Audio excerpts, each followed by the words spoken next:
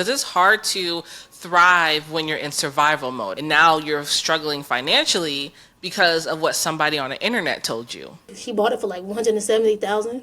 It's worth 400,000. Welcome to Beyond Her Hustle, the podcast where we empower ambitious women to redefine success, find healing, and create a life of abundance beyond the hustle. Join me as we explore topics like financial literacy, healing, well-being, relationships, personal and career development, and holistic success. Get ready to break free from the hustle and step into a world of limitless possibilities. I am your host, Nicole. Let's embark on this transformative journey together. Welcome back to another episode of Beyond Her Hustle. And today we have a super special guest. This is someone that I've known for, I think, a couple years now via Facebook, which I feel like when you're friends with somebody on Facebook, it's like you know them in real life. But we've been connected for a while, and we've recently worked together, and I've learned so much just from watching. And so I wanted to bring her on the platform for Beyond Her Hustle just to really give you guys an inside look on real estate investing and just being able to grow your legacy and grow your empire. And so I want to introduce you guys to Ashley Jennings. How are you? I'm great. How are you? Doing good, doing good. Now, I appreciate you for taking out the time to be on here. I know that you are a busy woman, and so you just coming on here to pour into our audience today, I'm just so excited for that. But for people who don't know who you are, can you tell us a little bit about you? Okay, so most people know me as AJ, but on social media, I believe all my platforms still say Ashley Jennings.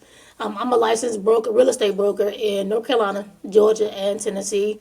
I have a licensed general construction company. So I actively renovate, develop, and build homes in my hometown predominantly. So we try to focus as much as 10 to 12 homes in regards to renovations a year. In regards to new development, we're up to 17. So I do still help clients buy and sell too. So that's just a little bit about me. I love how you're just so modest and humble. Like, no big deal. Well, we've been doing it now for a while, so it does seem normal to me. Yeah. Yeah, I mean, but that's a huge feat, a lot of the things that you've accomplished. You don't see a lot of women, especially Black women, doing real estate development and being in that like development construction space. That's something that I don't see very often, and especially in the online, a social media era where people can claim that they're doing things, but they're not really, but you're actually out here in the field doing it. And so it's not often that we get to see that representation. I mean, is it challenging being probably one of the only Black women in the room sometimes? Yeah, well, Mama's always is. Well, Gabrielle and I, we always are. That is, I guess, it just depends on how you are as a person, I guess, as a woman, because at the end of the day, I'm a woman. I don't really care much about that because I think I've always had those experiences. Whether I was in corporate America, I was generally the only Black person in the room. So I guess I'm kind of used to it at this point. It is male dominated. So you generally are dealing with a lot of men. You really rarely see women in these spaces. I haven't had the experience yet to work with one trade as a female.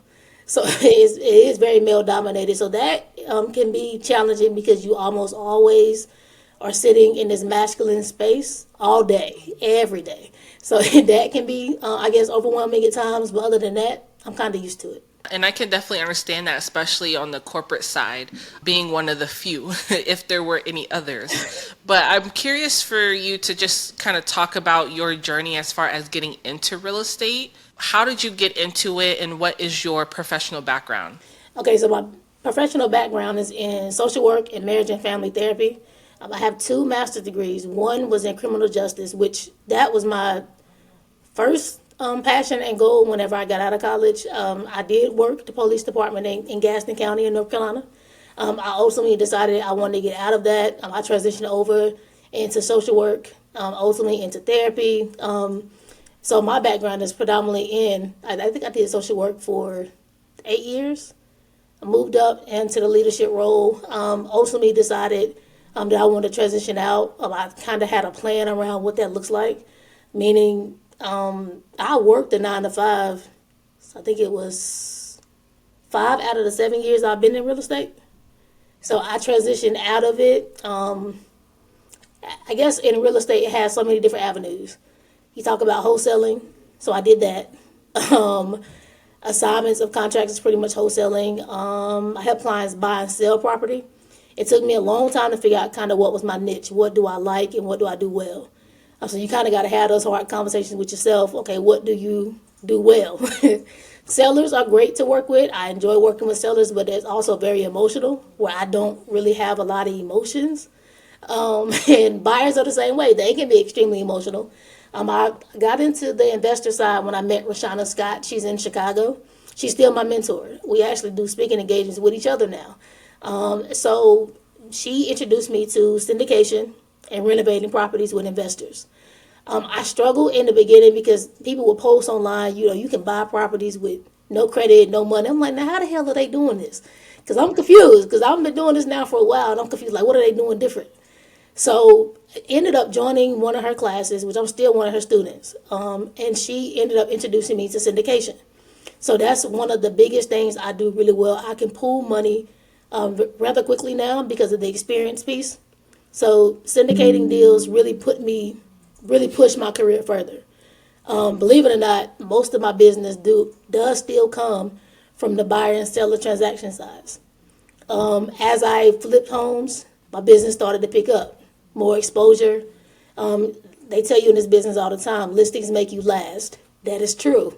The more listings I started doing, which again I created because I started buying them and flipping them myself. Then I would list them up under my own brokerage. So really just introducing myself to other people, not being afraid to try different things is really what helped shift my career. Can we talk about that transition from, working in corporate America to not working in corporate America and going full time in your real estate venture? Because I know that that leap can be scary as far as like when you're working a 9 to 5, that's a secure income for the most part, right? Like, that you're getting paid on these days. Like, what is that transition like? It took me a long time to get out of that survival mode mindset. I still struggle with it sometimes. I think that's probably just naturally something I'll have as I continue to get older. But I think as time goes, I guess it'll pass. I guess, and some of it just could be trauma from growing up in poverty. But I think my biggest goal was making sure I at least had a year's salary saved. So that was my first thing. I was like, okay, once I get a year's salary, I'm gonna quit. Even when I got the year's salary, I still stayed. Just out of fear, the discomfort around not knowing when my next closing was gonna for sure close. So I waited until I flipped. I think I was in between selling my second flip and starting my third. That's when I finally was like, okay, I need to figure out how am I gonna do this. I can't remember what podcast I was listening to, but I remember someone saying once your 9 to 5 gets to a point where it's hindering you from jumping full time into what you currently are doing and you're okay financially, then that's when you need to transition out. And that's literally that's what was happening. I noticed my performance with the state because I work for the government. My performance was shifting. They noticed my performance was shifting. So I started having those real conversations with them. They're like, okay, what is going on? Because we're used to this with you. What's the issue? So ultimately, I just got to a point where I'm like, you know what? I'm not gonna keep playing with these people. I mean, I know I need to transition out. I knew I wasn't performing at what they were used to, and I knew real estate was taking over that. So I quit. I remember quitting the day I quit. I remember them telling me, I need you to work a 2-week notice, or you can't come back for at least 2 years. And I said, that's cool. I'm sure I'll be okay for 2 years. It's been 2 years now. And I remember them telling me, if you don't work a notice, you can't come back or work for any state government position in the state of Tennessee. So in that, my initial thought was, well, hell, I got the experience I need now in social work. I could always, just go to another state. I mean, I'm not afraid of that either. So I was like, well, cool, I'm just going to make the jump. And I quit. I didn't work a notice. I left. So you just kind of walked out. Walked out. If you are enjoying this type of content from Beyond Her Hustle, make sure you go to beyondherhustle.com and join our growing community. There you can find additional resources, exclusive trainings, workshops, and so much more within our community. So make sure you go to beyondherhustle.com. It was certain things though that was happening Social work is kind of weird. I did foster care. So you could literally be carrying 30 or 40 cases at one time. And that's separate individual children. Oh wow. That was unheard of prior to Brian A., which was a huge lawsuit that the state of Tennessee was under. And that lawsuit went away. Of course, once lawsuits are settled and they're out the way, people transition back into the old ways of doing business. It was in the beginning, it was we couldn't carry no more over 20. Soon as that lawsuit ended and they settled, we transitioned to this case and started spiking back up. It got back to the point where we were taking on kids further away. People think when you do foster care cases, because where I lived, I'm still in Tennessee some too. I lived in Knoxville. Well, we could have kids in Memphis. That's 7 hours away. I would have to go see them, or my workers would have to go see them. I had kids out of state. I had a lot of kids that was in Chicago. We'd be on flights, going to see children and checking on their safety. So one of the things though it did teach me though was how to create a schedule, how to maintain the schedule, and how to do those follow-up steps. I mean, it taught me a lot of things that I now do in my current business, which is it was very interesting to be able to see me transition into it. But that job is demanding. It's a lot. So, if you can do that, you can do anything. Well, what do you think about the kind of like the social media trends or mantras when they talk about, you have to quit your job and jump right into business? Do you think that that works for everyone? No, I think everybody's financial situation is different. When I quit, I did just quit. Let me say that. But however, I planned up to that quit. Meaning I had my insurance in place. My son's insurance was fine. Insurance was already fine. I made sure I was fine insurance wise before I just quit. I made sure I had that year's salary. I had a little bit over a year saved, so I was fine financially.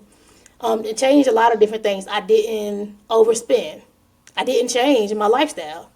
At the time, I still lived in my 2-bedroom, 2-bath condo that I owned. My mortgage was like $600.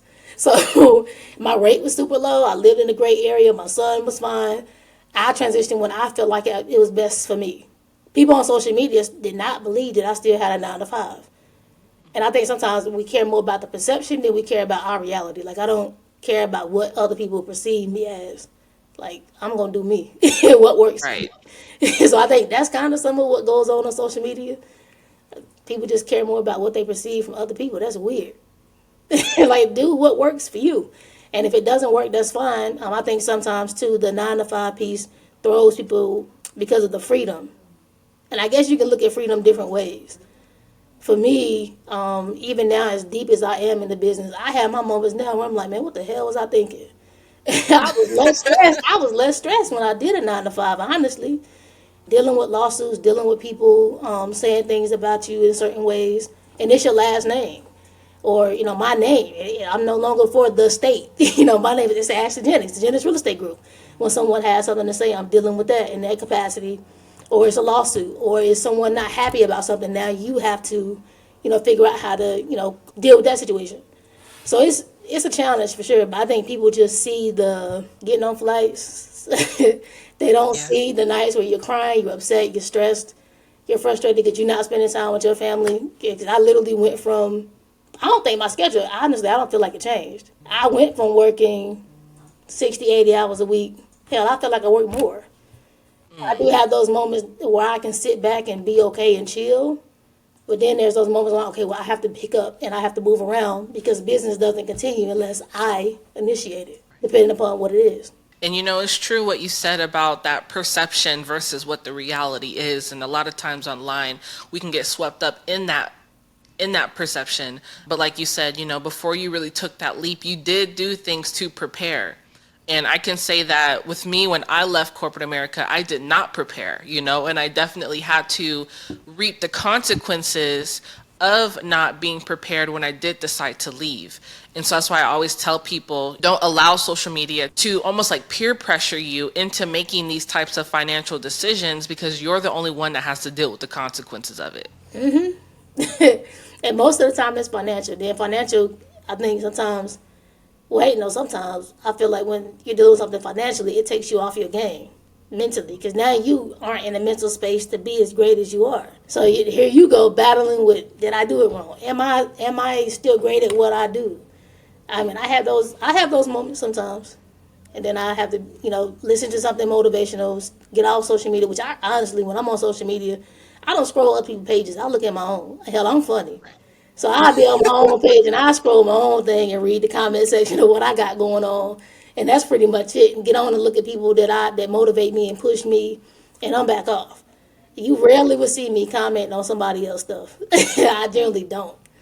And that's some of the reason. Because you literally have to almost psych yourself out when it comes to what other people, what that kind of motion they got going on. Focus on your own motion. No, I definitely agree with that because it can be easy to get swept up into what everyone else is doing, and then you start comparing yourself, and it's just it's like a domino effect. Yeah. But I want to touch on, because you mentioned something a little bit earlier that I wanted to touch on, because you were saying how when you were making that transition, and even though you prepared yourself financially before you ended up leaving your corporate America job, but you mentioned something about being, I don't know if you mentioned the word frugal, but Said I I didn't don't know how change my to, lifestyle. yeah, that's what the word I'm looking for, about not changing the lifestyle, but you mentioned that you grew up in poverty. Do you think that trauma played an effect on the way that you view your money right now? Yes. I still, like, I'm not gonna lie, like, I still have that survival mindset. It hasn't fully transitioned out yet. And some of my friends, like, we talk about it quite often, people who are actively flipping and building and doing different things, or even just if I'm talking to just people that are close to me. I don't think it's gone yet. I think some of it is the fear of, I guess, quote unquote, I made it and I don't want to go back. So there's fear associated with that. So there's sometimes when I battle with, oh, I ain't gonna buy myself this whatever, knowing I can afford it. But I'm like, yeah, nah, I'm cool. So I won't, knowing I'm okay.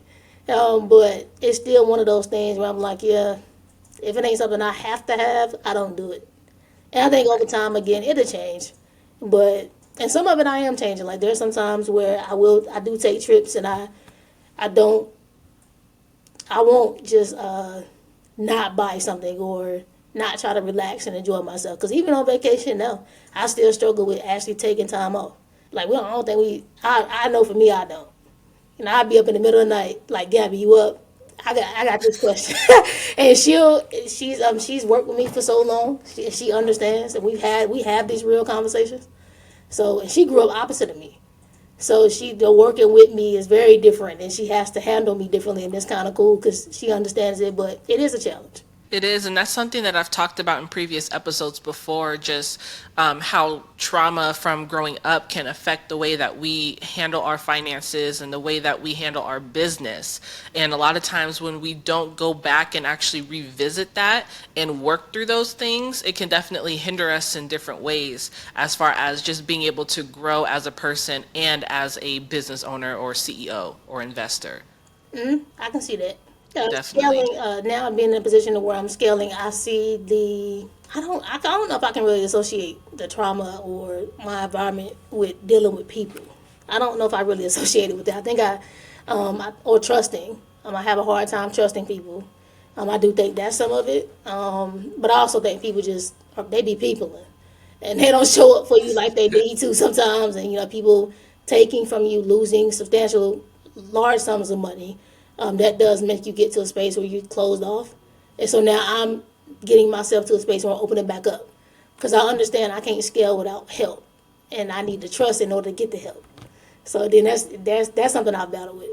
Well, how do you work through that? Because I know that's something I've experienced where I have been burnt so many times to where there was a long period of time where I just refused to work with anyone because I've just had so many bad experiences. Like what does that look like for you as far as like being able to work through that and trust people again? Delegating that out and not allow myself to be the person to make those decisions. That helps me. Like my development. It's like 15, 20 people on my team. I have to trust them to do what they are licensed and professional in to do. But you can definitely see how I notice sometimes I have to catch my damn self when I'm like, ooh, AJ, you probably shouldn't have said, or don't say that. Because I can be very controlling, wanting things to be done when I want it to be done. That's definitely something that's I have to work and grow and understand and trust people in their intentions. Because to me, if I feel like you are now positioning yourself to try to take something, especially if it's monetary, I'm gonna be like, okay, wait a damn minute. I don't think I want him on my team no more. Gabrielle is constantly like, okay, wait, back up. What was his intentions and what did he say? And then allowing her to do her part of what I hired her for because I trust her. So stepping out of the way is one of the biggest things for me. If I let her do her part, I don't have to worry about whether I trust him or not because I trust her. And then I just hired an assistant. Her and I worked with each other before, so trusting her to do her part, I'm cool because I don't have to work directly with any of these people. Trust her to do her part. And so just doing that kind of helps. Because the Right. minute I'm involved, I'm generally coming in and thinking the worst, opposed to the people intent is not always the worst. But again, like you, when you've been burnt a couple times, you be like, okay, now wait a damn minute. And it, sometimes Right. it don't, and most of the time it don't be $100 here, 1,000. I'm talking 20, 30, thousands of dollars. Like this people's salaries. It's a lot of damn money. So no, I Yeah. don't trust easy. Absolutely not.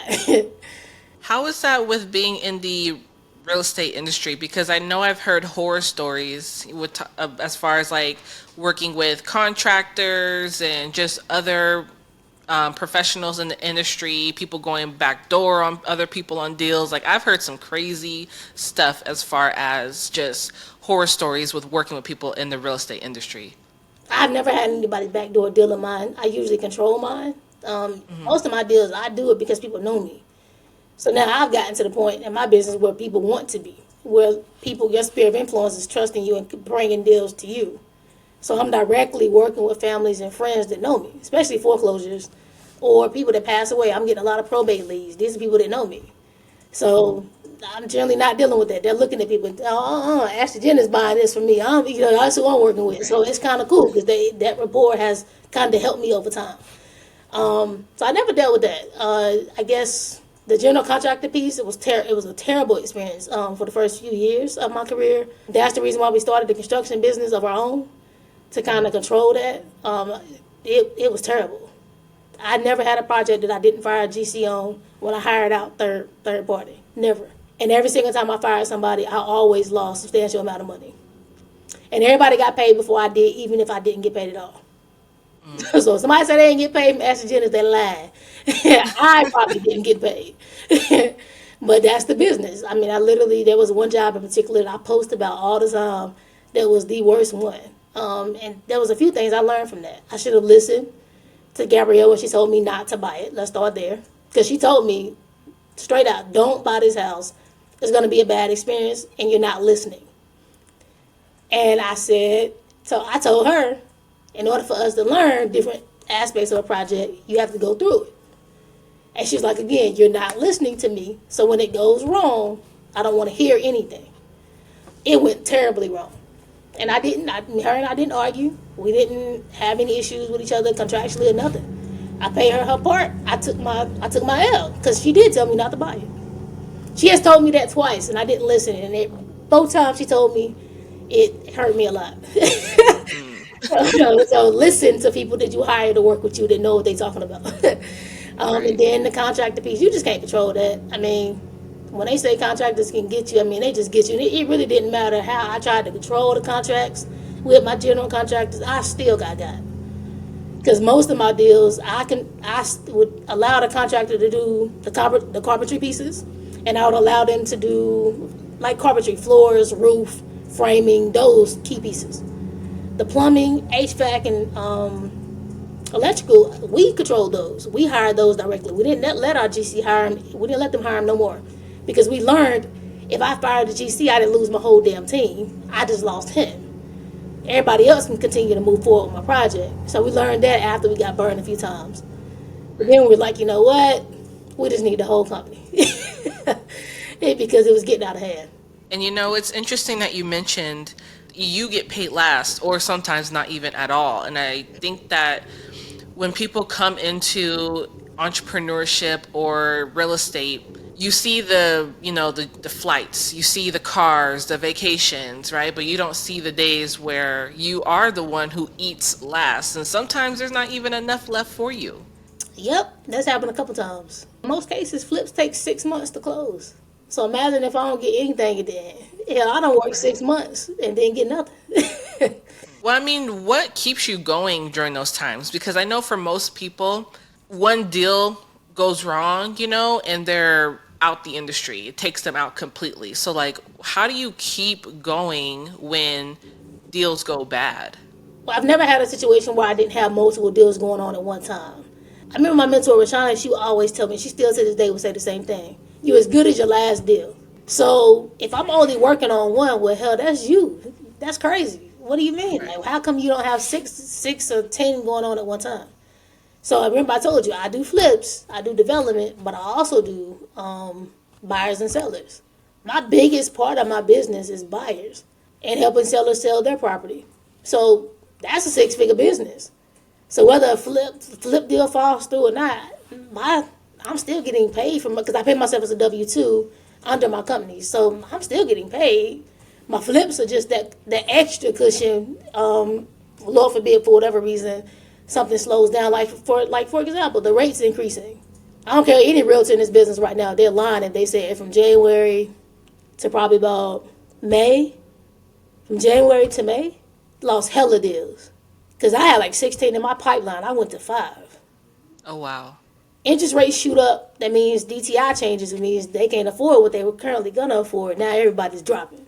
Buyers like, I'm out. Peace. So now, there you go. Everybody's panicking. Well, why am I going to panic?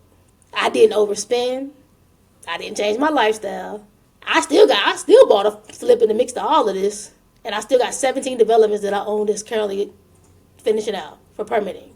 So nothing's gonna. Only thing that's gonna shift for me is what end up changing for me when everything start dropping and interest rates start increasing. I shifted my development piece. If you look on my page, I went from single family developments to splitting lots to being able to do 1 or 2 homes versus just one. I went to condo look versus just one single family home on one parcel of land. That way now, instead of being able to sell just one building, I'm selling multiple or renting out one and selling the other. So you have to shift as the market shifts, and you have to pay attention to those things. Most people get into the business, they only care about their sales, that's it.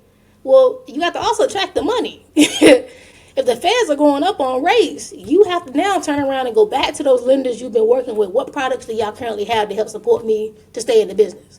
So now they got the 5-1 ARMs coming back. Now ARMs are something that's really a huge thing. People are going into those adjustable rate mortgages. Making sure your clients understand what that looks like. They're also having to buy down rates. So understanding what that looks like now as a flipper. Now I'm going to market and say, hey, I'll give you X amount of dollars to pay down your rates, and now you can afford to purchase this brand new flip. So now you have to go with the market. People don't. People focus so much on sales, they don't understand the underlying part of the business. You got to know the money. So that's really my biggest thing. I flow as the market flows, but I also don't shift my foundation of what my business was. I'm still gonna flip, still gonna build. It just looks differently. And just pivoting where in the areas that you need to. But I love you mentioning not because you didn't change your lifestyle. So when business did dip, because in every business there's a dip. Like there's no industry where it's high all the time, every single month of the year. But I think one thing that a lot of women get caught up is as soon as they start making more money, then they have to go get the bigger house, the nicer car, right? They start doing all these things and they're not even prepared for those dips in whatever industry that they're in. I think that's really one of the biggest things. Our lifestyle changes because we're making more money. And sometimes, I let people do what they want. But for me, I prefer to just kind of be a little bit modest. But yeah, the interest rates, that hurt. But here, right now, we're dealing with, they didn't increase it the last 2 times. So now let's play ball. But they potentially are going to probably one or 2 more times before the end of the year. So I know those things because I read and pay attention to every intricate detail of the business, not just one. Well, the show is about helping women ditch the hustle culture. And by hustle culture, I basically mean, stop doing things that are just chasing the money and learning how to build long-term substantial wealth. And so I want to touch on the investing portion of it. And so if there's someone who is listening to this right now, maybe they have a job or maybe they have a business, if they want to get on the path to building wealth, because people say that real estate is, one of the main ways that many people can build wealth. What does that path maybe look like for someone who has no idea about real estate investing at all? I think for me, because I see a lot of people talk about house hacking online, it's like a huge thing right now. I have Can you talk about what that is? What is I it? have one client in particular that I'm going to talk about. She in the beginning she wanted to purchase a single family home, just a one door. That was it. And we sitting there, we're talking, and she's telling me her long term goals. And I told her, I said, maybe you should entertain the idea of purchasing a unit because FHA allows you to purchase anything between 2 to 4 doors. The cool thing about that is if you're a single woman, the rental market income for those units count at a percentage of your income to help qualify you for the house. And so what are we experiencing right now? Rent is like what? High. Hi. Crazy high. So you can imagine what that could look like today for someone wanting to purchase a 2 to 4 door unit. They live in one, they rent the other doors.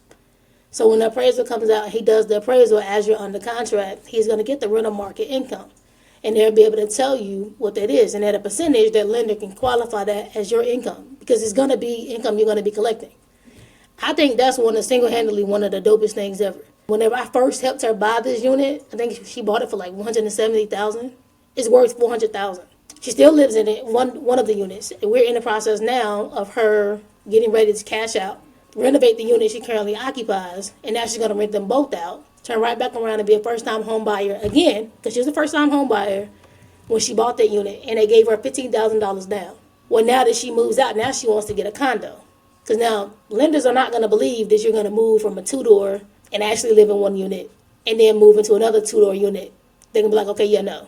Because FHA only requires you to put 3.5% down. If you are enjoying this type of content from Beyond Her Hustle, make sure you go to beyondherhustle.com and join our growing community. There you can find additional resources, exclusive trainings, workshops, and so much more within our community. So make sure you go to beyondherhustle.com. Well, if she wanted to move into another unit, they're going to say, no, I need you to put 20% down. Because there ain't no way you're going to be able to convince them that you're not. I mean, now at this point, you're an investor. But however, because she's moving from this two-door unit to a one-door unit that now she's saying she's going to own and occupy, she can use the FHA loan and down payment assistance again. So it's kind of cool. You able to leverage the two-door unit now. You can rent both doors, collect that income from that. Now to push into one of the condos that you buy. What's the reality right now we're dealing with is higher interest rates. So of course, with that cash out, she's going to put a little bit more down or buy down her rate to where it's able to make sense for her to be able to move. Because, of course, if you bought it in the interest rate at that point, I think she got like 3.2. Rates are now 6.8. So, of course, it has to make sense. I mean, the math has to math. And so that's really her biggest thing. Buy down that rate, moving into a condo, and now she's going to invest the rest of the cash out. So, to me, I think that's one of the coolest things. If you don't own something now, look into purchasing something that's more than one door. Up to that 4 units. I'm helping a client do the same thing now. We're going to do it in North Carolina. I mean, you can literally do it in any state. And it's pretty cool to be able to do because you're able to kind of hold on to some of that cash and have somebody else take on the burden of your mortgage. Because you're paying, I mean, at the end of the day, you're paying somebody's mortgage. Right. That is true. And that's really interesting because I didn't know that second purchase could be considered first time home buyer. Because you're moving into a home as a single family unit and something you're going to own and occupy. So does that make sense when I say that they wouldn't believe that you're going to go from a two-door to another multifamily? They're not. Does that make sense? Yeah, because it's like almost like a pattern, Yeah. so it So they seems catch on like you too, said, now you're an investor. yeah, they're not crazy. They're going to be like, okay, wait a minute. I'm not about to give you 3.5% down. You're going to give me 20.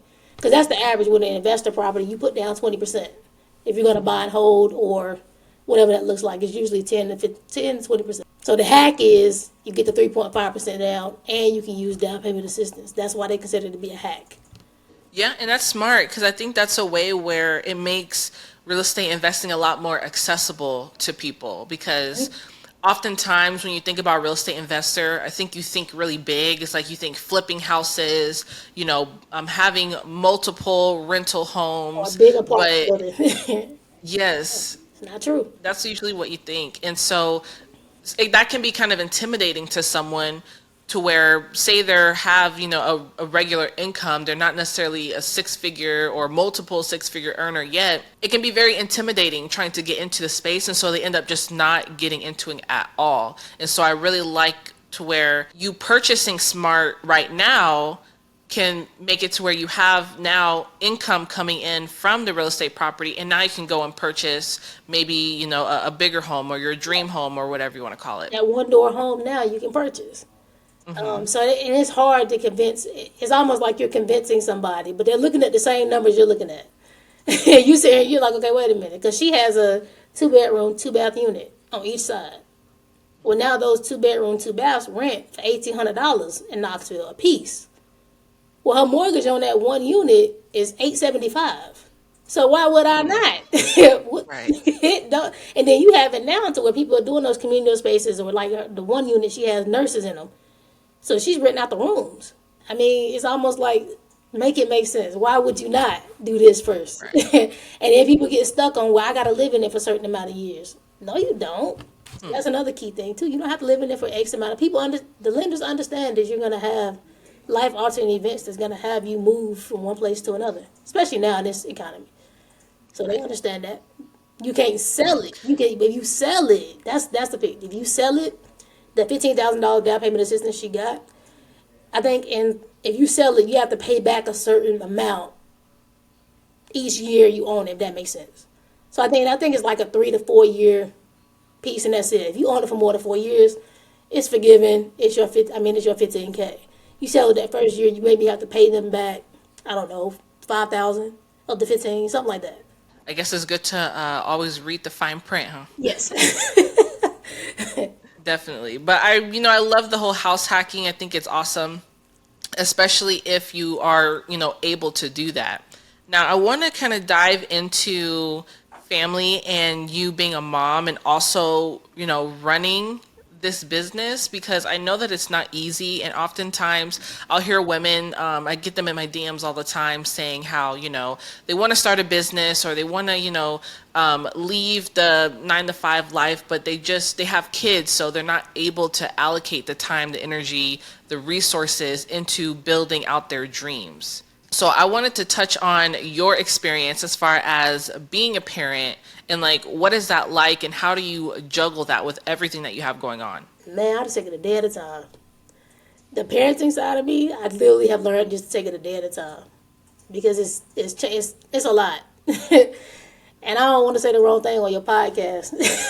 Oh no, you're good. But it's a lot. That's all I got. I mean, I just went through a divorce a year and a half ago, so just changing now to the co-parenting role is quite a challenge. This because it's different. But I try to take my parent as a parent. I take that a day at a time because I'm not perfect at it. I am someone that thinks that I'm gonna do what I'm gonna do regardless I have a kid or not, whether it's 1 or 2. So for me, I'm just like, okay, how do I figure out when I'm gonna do it? Because when I work my 9 to 5, I show properties, looked at off-market properties in the evenings. Usually for the state, I'll be up and ready and back out the door around 5 or 6 in the morning, and then trying to get back around 2 to where I could dive into real estate or deal whatever the business I was doing. Another thing I was doing when I worked, and then of course I'm still a mother, was prior to him getting up in the mornings, I would do my construction calls. That way at the least I could, whether it's him just eating breakfast and being able to take him to school, I'll pick him up on Mondays and Fridays. So that means I couldn't travel or do things on Mondays and Fridays. Now it looks a little differently because he's older. He can put himself, on and off the bus. Now he's kind of open to that, which in the past he didn't do. We took him to school. So it looks a little different now. My travel predominantly is Thursdays, Sundays, I'm flying back. And usually on social media I'm posting when I'm flying back or I'm driving back. So it is a challenge because it's a constant thing. And our kids we tell them what to do, but I swear it's the opposite. They literally control our days. If he's not feeling well, it normally shuts all the way down because he's like dying a slow death when he's not feeling well.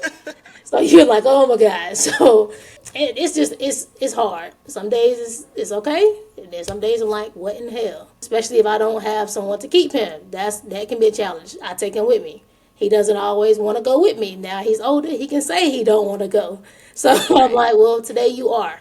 And we deal with the attitude all the way there. So it is hard. And I don't really have, I guess, a playbook of what that looks like outside of really my biggest thing is still having that structure, especially when school is in. In the summer, we kind of go rogue, but during school time, it's way more structured. And Right. I'm not moving around as much. And usually real estate slows down in the winter. Is there anything that you're doing now to just really set him up for his future? Because I know that you mentioned that the way that you grew up is probably a lot different than the way that he's growing up now. And so, is there anything that you're doing to set him up as far as financially? Like, do you want him to go to college? Is he free to kind of do what he wants career wise? Like, what does that look like for you?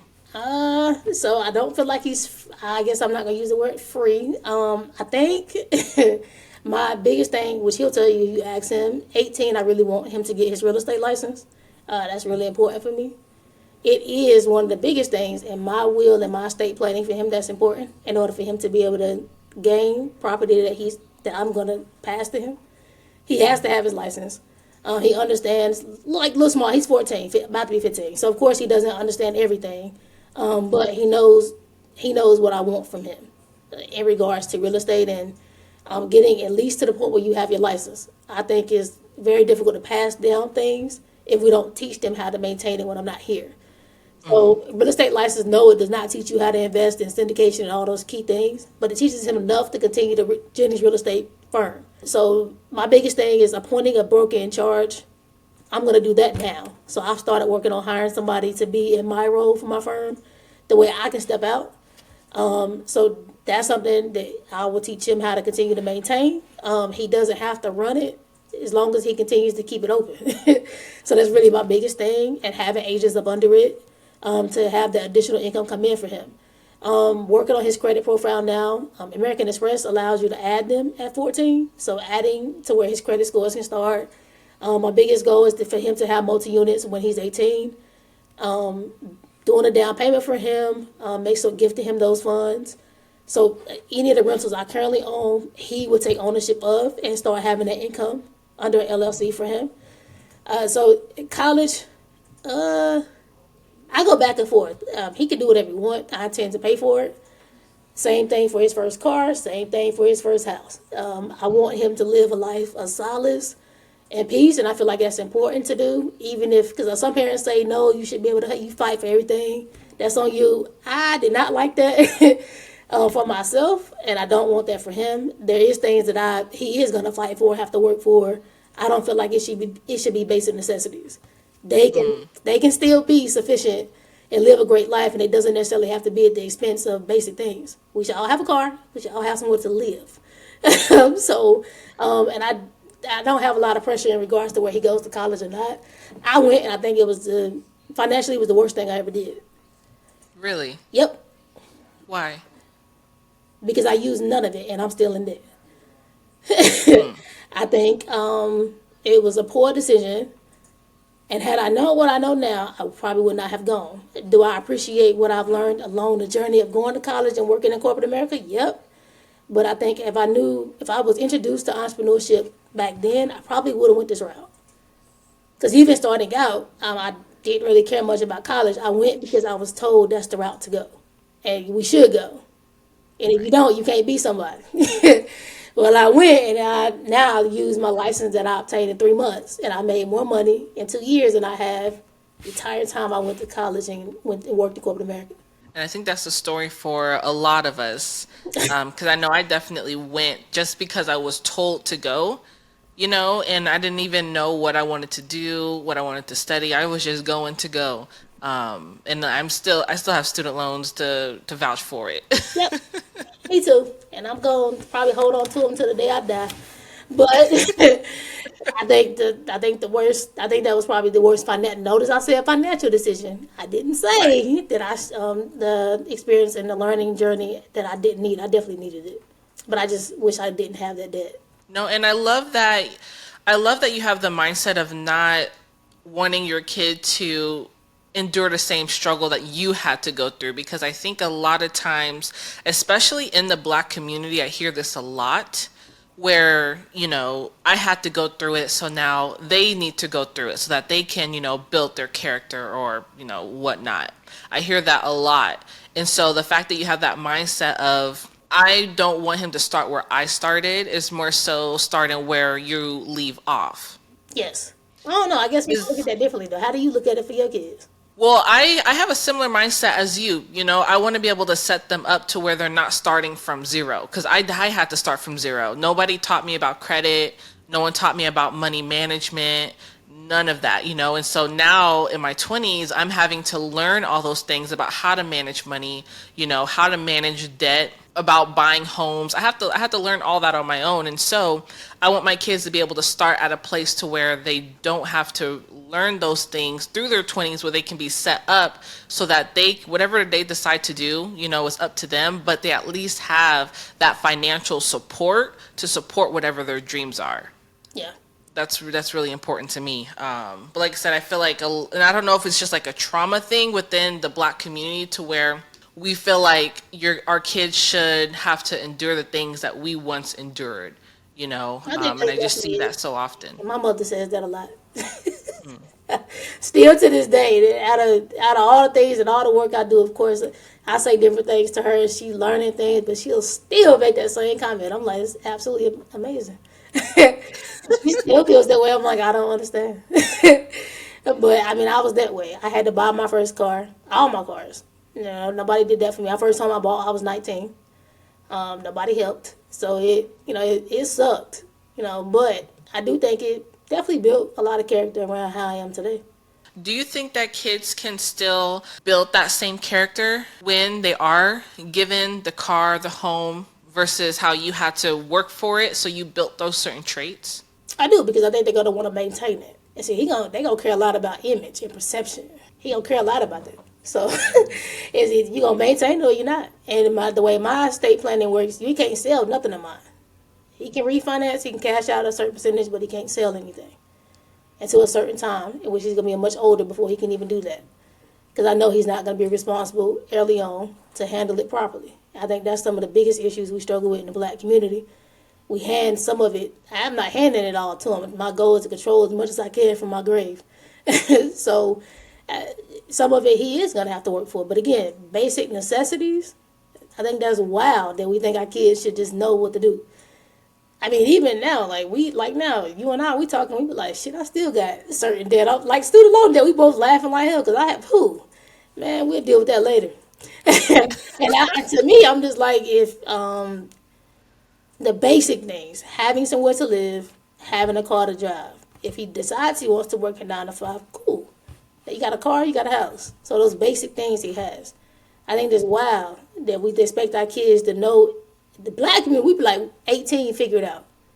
Yep. 18, you 40 and 50, you still out here struggling to figure it out. How do you think I'm gonna know all over the 18? Well, Right. that's what I struggle with in our communities because our parents be like, yo, 18, you better be ready to get out and figure it out. And they just literally, you got to figure it out. That's wild. That's true. That is true. Don't be We have that mentality. 45, 30, it be 18. That's true. Because I know when I think back to the type of person that I was at 18, I thought I was grown. I was not. Yeah, man, I wish I could go back to those days. It's Yeah. goodness, it was more simple.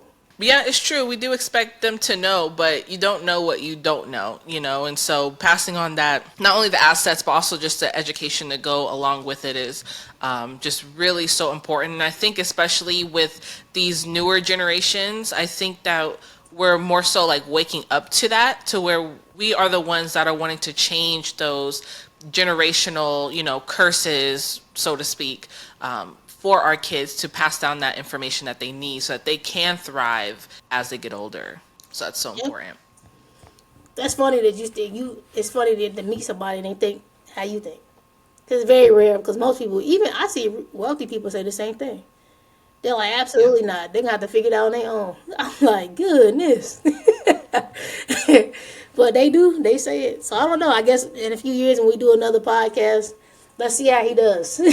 We see how your kids are in the next 10 years. Let's see how they turn out. That's true. Because I've heard that often. Yeah. But like I said, it's just my mindset. I don't want them to have to struggle in areas where they don't necessarily need to. I think there's other ways to build character and for them to actually like, work towards something. I think that can still be the same character that you build as far as, like you said, having to work for necessities or struggle to even have those because it's hard to thrive when you're in survival mode. I just made this post the other day, but when you are just trying to focus on literally just living, it's really hard for you to thrive or pursue a career that you really want to pursue. At that point, you just get stuck in that hustle culture because you're like, I just got to put food on the table. I don't really care how I'm going to do it, but I have to do it. Yeah. I remember those days. I still have them every once in a while. And I gotta kind of do is like psych myself out. But yes, I get that. I had somebody post about on my page one time and said that she was like, "How you going?" I can't remember what I posted, but she said, "Well, you're different than us. How do you know what it looks like when you have everything you need?" I'm like, social media is so funny when people can say out loud that they feel like you know everything, you got everything you need.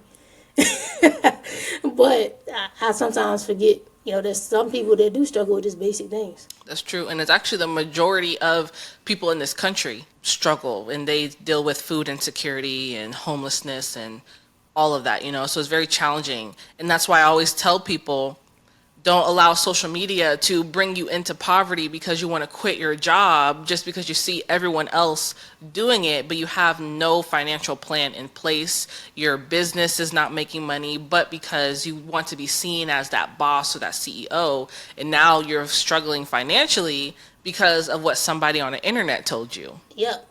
I don't know. But again, it's different because my bills aren't just, I think that's another huge thing too. I think somebody made a post about this the other day, and I think I commented up under it. People don't consider overhead costs, right? So I closed one transaction, but nobody knew that KV Core costs $1,800 a month. Dot Loop is another $400. Then you got I also do the GC side.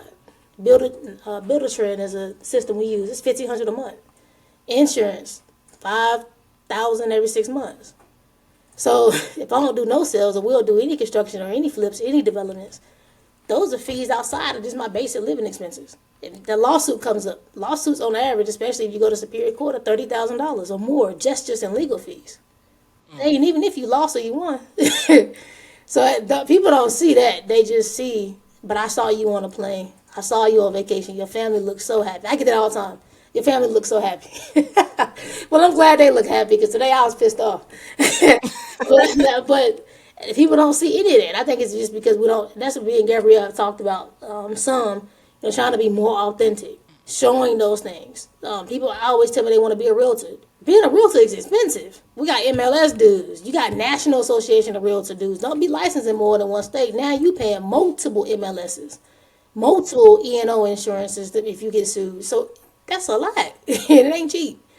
And your average realtor only sells 5 homes a year. 90%, 90% of realtors only sell 5 homes a year. The other 10%, we really out here selling more than that. But only over 90% they don't sell no more than 5. So the only thing they did is maintain their license pretty much that year. So again, the perception is just amazing. The perception online is always pretty interesting, which is the conversations are really diving more into that now, where people are saying, I see it a lot. Everybody's talking about perception online. And I'm just like, whew. It is, but I think we need to be more authentic on what that looks like and how to run a business versus just saying start an LLC. That's true because people will think that you have an LLC, now you have a business, and that's not it at all. There's so much more to it. You gotta have systems. You gotta have people in place to help you run the systems. It's a lot. Yeah. I just hit you yesterday like, hey, don't you want me to pay you for a landing page? It's a lot of moving components that go into it, especially being a business owner.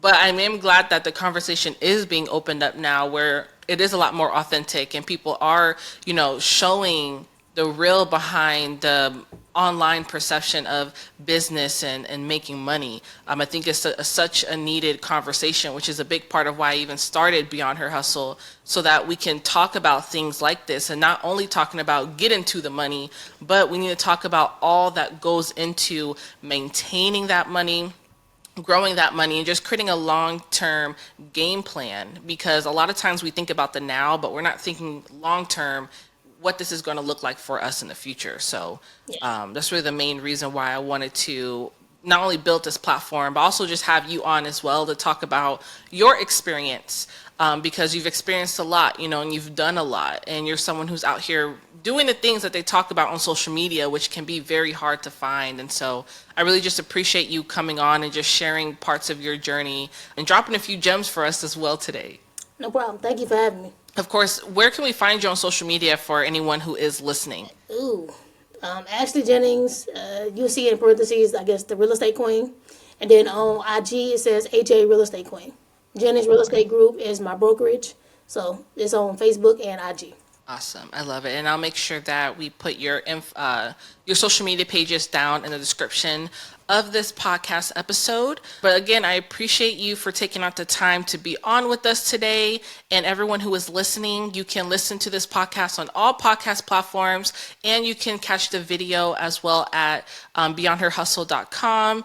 Thank you guys for tuning in to another episode of Beyond Her Hustle, and we're going to catch you guys on the next one. If you are enjoying this type of content from Beyond Her Hustle, make sure you go to beyondherhustle.com and join our growing community. There you can find additional resources, exclusive trainings, workshops, and so much more within our community. So make sure you go to beyondherhustle.com.